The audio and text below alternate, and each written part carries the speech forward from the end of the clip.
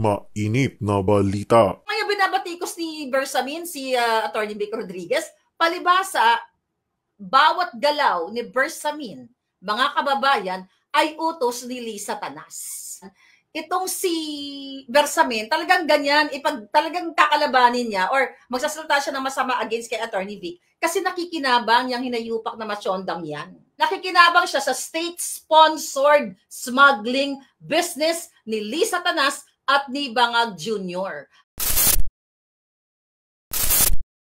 Kung seryoso yan sa economic progresibong bukas, di ba yan ang sinasabi niya, dapat matagal niya lang nilinis etong gabinete niya at inuna niya na sana si Bersamin na ngayon, nagdadadakdak ngayon, mga kababayan, si Bersamin at bakit ka mo nagdadadakdak dyan? Okay?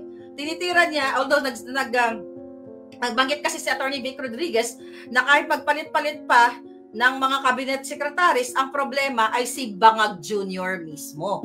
O, di ba? Ano ang sabi ni ano dyan? Ano ang sabi ni... tingnan natin to ha. Parinig ko lang to sa inyo. I think, here we go. Okay? Ito ang sabi niya. Kahit magpalit-palit ka pa ng sekretaryo mo, ng mga kalihim ng iba't ibang departamento, ang problema, ikaw mismo. Alam mo si Vic Rodriguez, daldal ng daldal yan. Do you listen to him? Huh? Why was he taken out of the office? Wala pa siyang 3 buwan. Gusto niya makipag-away, wag na. Kaya mo, kantsaw lang siya eh. Kantsaw ng kantsaw. That's when you see, in the middle of night, a dog barking at the fence. Wala naman to kwenta. Alam mo, dal si Atty. Vic, nag-iingay lang daw, ganun-ganun. Yan po ay kasinungalingan. Okay? Dahil yung mga statement ni Bersamin, pasalamat na nga lang tayo, si Vic Rodriguez ay nilisan yung mga demonyo niyang dating kasama. Naalala niyo ba yung Sugar Order number 4? Diba? Diba may lumabas sa Sugar Order number 4. Sugar Regulatory Administration or SRA noong August 2022. 'Di ba? Para dun sa pag-import nitong 300,000 metric tons na asukal, 'di ba? Para daw matugunan yung problema natin sa asukal, 'di ba? Anong ginawa doon? Nagkaroon ng problema na binawi ng Malacanang atong Sugar Order number 4 kasi daw hindi ito inaprobahan ni Bangag Jr., 'di ba? Tapos later on, mga palangga, ano nangyari doon? Pinatawag si Atty. Vic Rodriguez, 'di ba, sa Senate. At itong Sugar Order number 4 na ito ay nung panahon ni Vic Rodriguez, at least yan ay pinahuli niya yung mga smuggler. Naalala niyo, balikan niyo yung mga balita. Pinahuli ni Vic Rodriguez yung mga smuggler, 'di ba? Nag-resign pa nga yung mga tao doon eh, nakalimutan ko na yung pangalan. Okay? Mga pangalan doon ng I think si DA Undersecretary Sebastian, 'di ba? Tapos anong ginawa ni Lucas Bersamin? Nung siya ay nag-resign na nga si Atty. Vic dyan, 'di ba? Dahil alam niyo na 'yan, nasa book ni Atty. Vic Rodriguez at I hope meron kayong kopya nito, ano? Okay? Andyan lahat ang kwento, ng totoong kwento, mga ebidensya ni Atty. Vic Rodriguez. So ano naging papel ni Bersamin? Si Bersamin, ano ang nangyari kay Bersamin? Hindi ba, mga palangga, wala pang Sugar Order, yung number 6 naman, ay nakapasok na itong mga asukal, mga illegal na inimport ng 3 company, Sukden Philippines, ano ba pangalan nitong mga, yung, pinost ko yun eh, mamaya, hanapin natin dito. Si Escaler, di ba?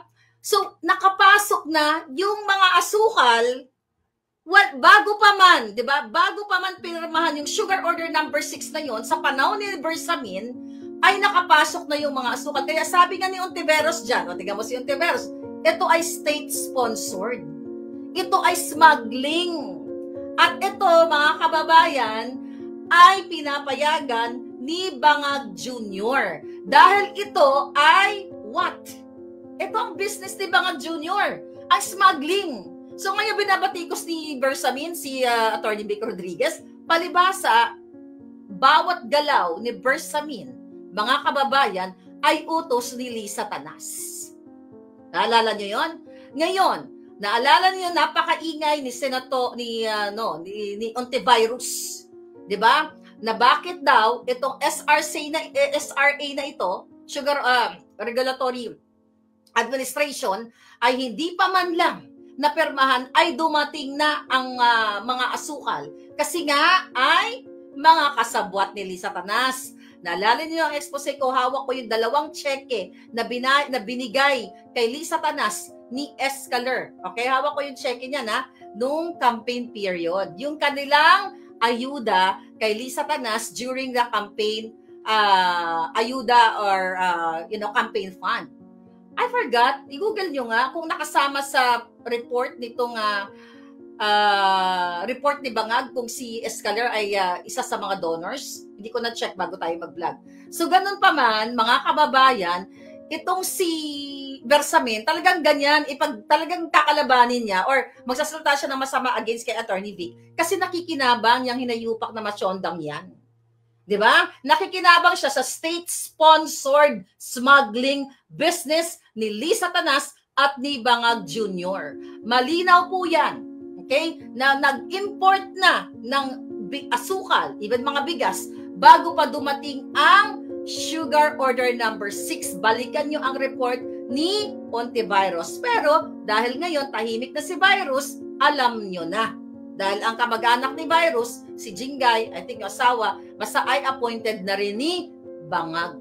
So yan ang tungkol sa sugar order, issue na yan, na pinayagan nila, mga kababayan, pinayagan ni Bersamin, ni Bangag Jr. na maipasok ang smuggled goods bago pa man ang mga dokumento. Imagine niyo, di ba? Dumating na bago pa yung official documentation. O, nasa na? Nasa na si Ontivirus? Ang ingay-ingay niya. O, bakit niya panagutin? Bakit niya habulin? Sino, di ba, sino itong mga taong ito? Di ba, yung from Thailand sugar, doon sa port ng Batangas? That was 2023. Isa yan sa mga in-expose natin dito. Ang dami na kasing issue, hindi natin matatandaan lahat ng, pero yun ang naalala natin, na sa panahon ni Bersamin, sa panahon ni Bangag hanggang ngayon, ay talagang pumapasok ang mga illegal na tuniladang asukal bago pa dumating ang official document o yung Sugar Order number 6. That was 2023, mga kababayan, dahil ang gobyerno ni Bangag ay what? Smuggling ang kanilang negosyo. Isa sa mga ginagawa nila. Kaya nga si Michael Ma, andyan pa rin. Na even though pinangalanan na isa siya sa mga smugglers. Itanong nyo yan kay Ping Lacson, alam na alam nyo yan. Kaya nga, tumahimik na si Virus dito sa issue na ito. Natuwa na nga tayo dahil wow, at least si Virus ay talagang nagsasalita patungkol dito sa state-sponsored smuggling. Ayun, ang tawag dito, tingnan natin dito. Yeah, All Asian Trade, ito All Asian Trade, Edison Lee Marketing, okay? Yan yung mga companies, All Asian Trade, ayan, Edison Lee Marketing, tsaka Sacden Philippines. Yan yung tatlong yan. Pinakita na natin sa inyo dati yung mga key personalities dyan. Okay? Na si Bersamin, mga kababayan, at si Bangag ay magkasabwat dyan sa Sugar Order number 6 na yan. Ulit-ulitin natin na pinapasok nila ang smuggled goods without proper o without official documentation. So malinaw yan sa sikat ng araw na ginugoyo kayo, ginagago kayo ni Bersamin at ni Bangag. Diba? Kasi sabi niya dito, ito yung article dito.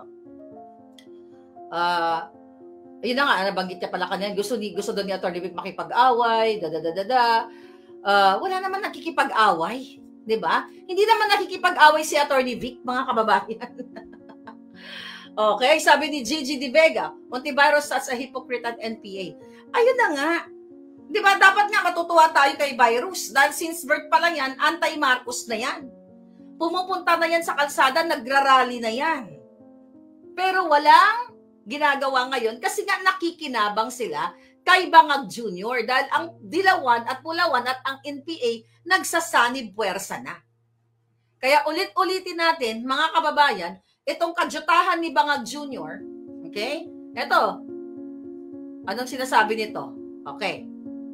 Para daw gumanda ang ekonomiya, more tourism infra coming to attract more visitors. Really? Sabi niya, hindi lamang ito, ano ba yung sinasabi dito? President Marcos Bangag Jr. on Friday vowed to push for more tourism infrastructure projects in Pangasinan, such as the proposed Sky Garden project in Alaminos City. Sabi pa niya, hindi lamang itong Sky Garden, kung hindi marami pa tayong idagdag sa mga proyekto para yung bumisita sa Alaminos na 500,000, paabutin natin ng 1 milyon yan bago tayo matapos para gumanda ang ekonomiya. Lahat ito ay kadyutahan ni Bangag. Diba? Magkano na naman kaya ang kanilang kinobra doon? Okay? Magkano ang kinobra ni Bangag? Ilang milyon, ilang bilyon na naman ang kinobra ng mga walang hiyang ito. Recently, ano nangyari? Kung bakit wala na pong saysay ang batas sa Pilipinas, ang mamuno o mabuhay sa Pilipinas dahil sila magkakasabwat. Yung sinampa ni PRRD laban kay Abalos, kay Marbil, doon sa pagpasok nila o pag illegal na pagpasok doon, pag-target sa KOJC. Ibinasura ng DOJ. Anong i-expect nyo? Hawak nila ang batas, ang pang-aabuso sa batas. O, according sa report, ibinasura ng DOJ ang isinampang reklamo ni dating Pangulong Rodrigo Duterte laban kay na Abalos, kay Marbil at kaugnay daw dito sa pagsilbi ng arrest warrant laban kay Pastor Kibuloy, so diba santo, kasi binasura. Mga kababayan, ang sabi sa resolution, the law requires evidence of individual culpability of specific intentional acts that constitute the offense. Hindi nyo pa ba nakita, mga kababayan, yung ginawa sa KOJC? Yung akala mo, bata-batalyon, hindi akala mo, bata-batalyon ang ginawa nila paglusob doon sa KOJC at sinasabi ni Bangag Jr. ni isang baril walang bit-bit o walang dala ang mga pulis. Pagdating sa mga pulburon lord, hindi nila Hindi nila pinapanagot. Pagdating sa mga smuggler, ina-appoint nila. Andyan si Rubio sa Bureau of Customs. Pagdating dito sa mga fellowship members, akala mo, makikipaglaban sila sa bang-bang-bang. Tugisan talaga sila. Ngayon, ibinasura nila. What do you expect sa Bangag Jr. na ito? Kaya sabi ko nga sa inyo, mga kababayan, ito ay isa lamang pagda-divert. Katulad ng kaso ngayon ni Arnel Ignacio. I'm glad nagsalita si Arnel Ignacio na nagulat daw siya na may gantong lumabas na 1.4 billion na property na di umano ay maanomalya. So ipinaliwanag niya sa kanyang press conference na ito ay 2018 pa lang, alam na even ng mga kasamahan niya dyan sa Department of Migrant Workers. At ito ay legal na pinroseso. At hindi naman niya lupa ito at hindi naman siya nakinabang dito. Nagulat siya, sabi niya, he parted ways naman daw ng maayos dito sa gobyernong ni Bangag, diba? Tapos bigla nilang may lumabas na mga issue na siya ay nasasangkot dito sa anomalyang property na 1.4 billion na ito, diba? Kaya tama yung sinasabi natin na hindi natin hinusgahan si Arnel Ignacio. Kung ako sa'yo, Arnel, itodo-todo mo na yang iyong pagbukelya. Diba? Itodo na yan. Marami pa yan. Marami pang lalabas yan. Kasi sooner or later, mga kababayan, babagsak at babagsak si Bangag. Alam mo, ako natatakot ako. I'm really worried para kay Pangulong Duterte. Dahil nakakulong si Pangulong Duterte ngayon. Doon, di ba? Pinakulong nila, pinadetain nila. Ang question ko sa inyo, mga kababayan, antayin nyo pa ba na may mangyari na hindi maganda sa ating Pangulo para kayo kumilos? Para kayo magsalita? Kasi nagsalita na yung men and women in uniform, di ba? Yung absentee voters nating men and women in uniform. Na panalo ang Duterte 10 nung nakaraang halalan. Ang mga military, ang mga polis, ay ibinoto ang mga kandidato ni Pangulong Duterte. Anong ibig sabihin yan? Anong pagpapaliwanag dyan? Ano ang simbolo o significance niyan? Ibig sabihin, isinulat ng mga pulis na ito, ng mga militar na ito, sa balota ang kanilang kalayaan na yes, sukang-suka na kami sa buwaka ng inang polboronic na si Marcos Jr. Yan ay what pagpapakita na hindi nila nagugustuhan ang pamumuno ni Bangag. Yung karamihan sa kanila, natatakot lang kasi sila na mawalan ng trabaho dahil sila ay may mga pamilya. Pero ang punto de vista ko, wag naman, Lord. Okay? Na may mangyaring masama kay Pangulong Duterte, ano gagawin nyo? Doon kayo maggagawa ng eksena? Kung gusto nyong gumawa ng eksena, yung sinulat nyo sa balota, i-express nyo yan in person. Kung ilan yung resulta ng ng ilang libo, 'di ba? Na mga men and women in uniform, ilabas nyo yan kung gusto nyo ipagtanggol ang taong bayan. Kitang-kita naman ninyo eh. Kitang-kita naman namin na sukang-suka na kayo kay Bangag. Kailan kayo magsasalita? Mananahimik na lang ba kayo forever? Isinulat nyo na nga sa balota, antay nyo pa bang may mangyaring masama kay Pangulong Duterte? Dahil sinabi mismo ni Kaufman na pwedeng mapauwi ang Pangulong Duterte kapag ni-request or gumawa ng paraan si Marcos Jr. Kaya nga ang hamon ni Senator Bato, ni Spokesari, lahat ng mga abogado, ang hamon ninyo kung sincere si Bangag Jr. sa reconciliation, pauwiin niya yung Pangulong Duterte. Then, in the first place, siya naman ang nagkanulo, siya naman ang nagpakidnap, siya at ang asawa niyang buwaka ng ina. Nakawatan, kidnapper, smuggler, lahat, ambot sa inyo. Ayaw nyo pang what? Alright?